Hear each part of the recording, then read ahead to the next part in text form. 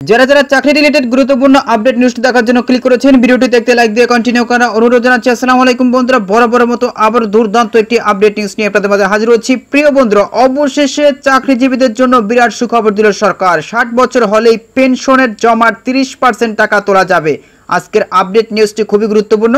আজকের আপডেট নিউজটির মাধ্যমে এই সংক্রান্ত বিস্তারিত তথ্য জেনে নেওয়ার চেষ্টা করব। তাহলে চলুন মূল ভিডিওটি শুরু করা যাক। প্রিয় বন্ধুরা, মূল ভিডিওটি শুরু করার আগে বরাবর মতো ছোট্ট একটি রিকোয়েস্ট থাকবে, আপনি যদি আমাদের এই পরিবারের নতুন দর্শক হয়ে থাকেন, এরকম নতুন নতুন চাকরি রিলেটেড আপডেট নিউজ সবার আগে পেতে আমাদের এই চ্যানেলটি সাবস্ক্রাইব করে রাখুন। প্রিয় বন্ধুরা, এই গুরুত্বপূর্ণ আপডেট নিউজটি প্রকাশ করা হয়েছে প্রথম আলো পত্রিকায়। এখানে বলা হচ্ছে 60 বছর হলেই পেনশনের জমার 30% টাকা তোলা যাবে। নিচে একদম বিস্তারিতভাবে উল্লেখ করা হয়েছে। প্রতিবেদনে বলা হয়েছে, এখন থেকে পেনশন স্কিমে থাকা একজন চাঁদাদাতা 60 বছর বয়স হলেই জমাকৃত অর্থের 30% টাকা এককালীন তুলে নিতে পারবেন। এতদিন এককালীন টাকা তোলার সুযোগ ছিল না। আজ জাতীয় পেনশন কর্তৃপক্ষের পরিচালনা পর্ষদের দ্বিতীয় সভায় অর্থ মন্ত্রণালয় অনুষ্ঠিত হয়। ওই সভায় এই সিদ্ধান্ত হয়। সভায় সভাপতিত্ব করেন পেনশন পরিচালনা পর্ষদের চেয়ারম্যান ও অর্থ উপদেষ্টা সালেউদ্দিন আহমেদ। অর্থ মন্ত্রণালয়ের সংবাদ বিজ্ঞপ্তিতে এসব কথা বলা হয়েছে। এই সিদ্ধান্তের ফলে 60 বছর হলেই এই পেনশন স্কিমের চাঁদাদাতা ওই ব্যক্তি তার জমা করা টাকার 30% তুলে নিতে পারবেন। নিয়ম অনুসারে বাকি সুবিধাও বজায় থাকবে। জাতীয় পেনশন কর্তৃপক্ষের নির্বাহী চেয়ারম্যান মহিউদ্দিন খান প্রথম আলোকে বলেন, কেউ এককালীন 30% টাকা তুলে নিতে পারবেন। কেউ যদি এককালীন এই টাকা নিতে না চান, তবে মাসিক পেনশনের পরিমাণ সঙ্গত কারণে বেশি হবে।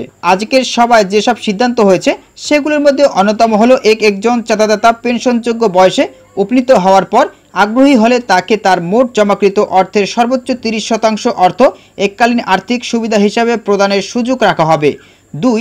প্রবাস ও প্রগতি পেনশন স্কিমে অংশগ্রহণকারী অনেকের মাসিক আয় তুলনামূলকভাবে অনেক কম হওয়ায় এই দুটি স্কিমের সর্বনিম্ন মাসিক চাঁদার হার 2000 টাকার পরিবর্তে 1000 টাকা নির্ধারণ।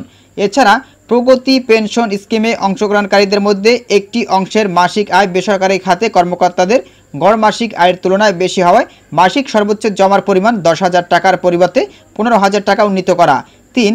আউটসোর্সিং প্রক্রিয়ায় সেবা চুক্তির আওতায় নিয়োজিত সেবাকর্মীদের প্রগতি পেনশন স্কিমে অন্তর্ভুক্ত করা। 4. জাতীয় পেনশন কর্তৃপক্ষের ইন্টারন্যাশনাল সোশ্যাল সিকিউরিটি অ্যাসোসিয়েশনের সদস্য পদ গ্রহণের সিদ্ধান্ত। 5. সর্বজনীন পেনশন স্কিমে ইসলামিক ভার্সন চালুর বিষয়টি পরীক্ষা করে পরবর্তী সভায় উপস্থাপন করার সিদ্ধান্ত হয়। তো প্রিয় বন্ধুরা, এই ছিল মূলত আজকের আপডেট নিউজ। এই বিষয়ে যদি আপনাদের কোনো ব্যক্তিগত মতামত থেকে থাকে তাহলে অবশ্যই কমেন্ট করে জানাবেন। পরবর্তীতে নতুন কোনো ভিডিও নিয়ে আপনাদের মাঝে হাজির হব। সবাই ভালো থাকবেন, সুস্থ থাকবেন। আল্লাহ হাফেজ।